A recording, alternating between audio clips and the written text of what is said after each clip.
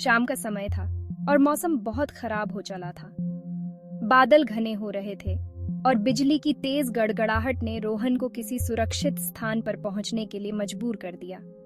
वह अपने काम के सिलसिले में एक छोटे से गांव के पास की पहाड़ियों में था, जो एक बहुत पुराना और सुनसान इलाका था।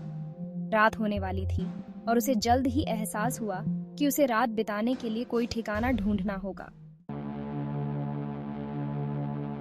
आखिरकार वह एक पुराने खंडहरनुमा होटल के पास पहुंचा। यह होटल रहस्यमय लग रहा था, लेकिन बारिश शुरू हो चुकी थी और उसके पास और कोई विकल्प नहीं था, इसलिए उसने होटल में ही रुकने का फैसला किया।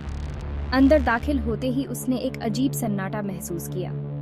रिसेप्शन पर बैठे बूढ़े आदमी ने उसकी ओर देखा और कहा, आपके लिए सिर्फ कमरा नंबर 9 खाली है।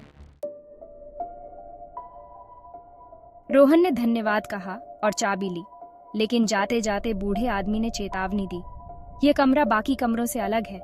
यहाँ रुकने वाले ज्यादा देर नहीं टिकते, सावधान रहिए।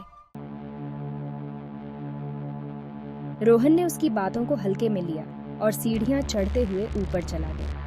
होटल की हालत बहुत खराब थी। दीवारों पर दरारें थीं और हर जगह सड़न की गंध थी। कमरा नंबर 9 के सामने पहुंचते ही उसे अजीब सी ठंडक महसूस हुई। ये ठंड कमरे के भीतर से आ रही थी, जो सामान्य नहीं लगी। उसने चाबी घुमाई और दरवाजा खोला। कमरा काफी पुराना और जर्जर था। एक पुराना बिस्तर, पीली दीवारें और एक धूल से ढका आईना कमरे में था। रोहन ने सोने की तैयारी की, लेकिन उसे बार बार ऐसा महसूस हुआ कि कोई उसे देख रहा है। उसकी नजर आईने पर गई। उसे कुछ देर के लिए ऐसा लगा जैसे आईने में उसके अलावा कोई और भी था, लेकिन उसने इसे थकान का असर समझा और सोने की कोशिश की। रात के गहराते ही कमरे में अजीब सी आवाजें गूंजने लगीं। पहले रोहन ने सोचा कि यह पुरानी इमारत की सामान्य आवाजें होंगी, लेकिन धीरे धीरे वे स्पष्ट होती गईं। ऐसा लगने लगा जैसे कमरे में कोई धीमी सांसें ले रहा हो। फिर भारी कदमों की आहट सुनाई देने लगी। रोहन ने उठकर चारों ओर देखा, लेकिन वहां कोई नहीं था। उसकी नजर फिर से आईने पर पड़ी। इस बार उसने देखा कि आईने में उसकी परछाई के अलावा एक धुंधली आकृति भी दिखाई दे रही थी। वह आकृति धीरे धीरे स्पष्ट हो रही थी। अचानक बिजली चमकी और रोहन को आईने में उस आकृति का चेहरा साफ दिखा। यह एक औरत थी, लेकिन उसका चेहरा विकृत और भयावह था। उसकी आंखें काली और गहरी थीं और उसकी खोपड़ी बिखरी हुई लग रही थी। वह रोहन को घूर रही थी, लेकिन कमरे में उसके सिवा कोई नहीं था। रोहन डर के मारे सन्न रह गया। उसने दरवाजा खोलने की कोशिश की, लेकिन दरवाजा जैसे किसी ने अंदर से बंद कर दिया था। कमरे की ठंडक बढ़ती जा रही थी और वह औरत आईने से बाहर निकलती हुई लग रही थी। रोहन ने टॉर्च निकालने की कोशिश की, लेकिन उसकी बैटरी खत्म हो चुकी थी। अब उसके पास कोई बचाव का रास्ता नहीं था। रोहन का पूरा शरीर ठंडा पड़ गया। उसकी सांसें थमने लगीं और वह बेहोशी के करीब पहुंच गया। जब उसने अपनी आंखें खोलीं, तो वह औरत गायब हो चुकी थी, लेकिन कमरे में अब भी वह अजीब ठंडक और डरावनी गंध थी। रोहन ने तुरंत दरवाजा खोला और रिसेप्शन की ओर भागा। रिसेप्शन पर बूढ़ा आदमी अब भी बैठा था। उसने रोहन को देखा और बिना कुछ कहे समझ गया कि क्या हुआ था।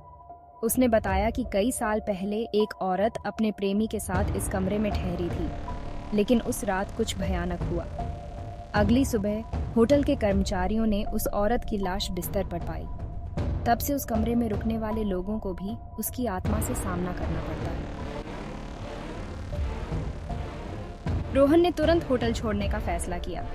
वह जानता था कि अगर वह और एक रात वहां रुका तो शायद वह जिंदा नहीं बचेगा। रास्ते में अचानक उसकी गाड़ी के शीशे पर एक हाथ की छाप दिखाई दी, बिल्कुल वैसी ही जैसी उसने कमरे में देखी थी। घबराते हुए उसने गाड़ी रोकी और पीछे मुड़कर देखा, लेकिन पीछे कुछ नहीं था। वह समझ गया कि औरत की आत्मा उसका पीछा कर रही थी। वह जैसे तैसे अपने घर पहुंचा, लेकिन वहां भी उसे चैन नहीं मिला। रात के वक्त उसे बार बार वही हाथ की छाप दिखाई देती। उसे हर समय ऐसा लगता जैसे कोई उसे देख रहा हो। उसने कई बार आईने में देखा, लेकिन हर बार उसे कोई ना कोई अजीब चीज दिखाई देती। वह जानता था कि अब वह औरत उसके पीछे थी और इससे पीछा छुड़ाना नामुमकिन था। आखिरकार एक रात उसने अपने कमरे के आईने में फिर से वही औरत देखी। वह धीरे धीरे आईने से बाहर निकल रही थी। रोहन ने डर के मारे चीखने की कोशिश की, लेकिन उसकी आवाज उसके गले में ही अटक गई। औरत अब उसके सामने थी। उसकी आंखें गहरी और खाली थीं और उसका विकृत चेहरा रोहन को घूर रहा था। वह औरत धीरे धीरे उसकी ओर बढ़ने लगी। रोहन ने कमरे से भागने की कोशिश की, लेकिन वह जैसे जकड़ गया हो। औरत की ठंडी उंगलियां उसकी गर्दन पर थीं। तुम्हारा यहाँ कोई काम नहीं, वह फुसफुसाई, और रोहन ने महसूस किया कि उसकी सांसें थम रही हैं। अगली सुबह रोहन के घर में पुलिस आई।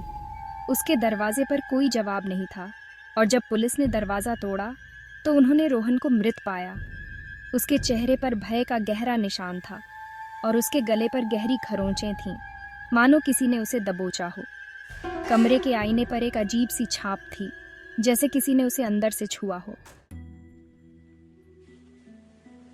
होटल के बूढ़े आदमी को जब यह खबर मिली तो उसने एक लंबी सांस ली और बुदबुदाया। कमरा नंबर 9 ने एक और शिकार कर लिया।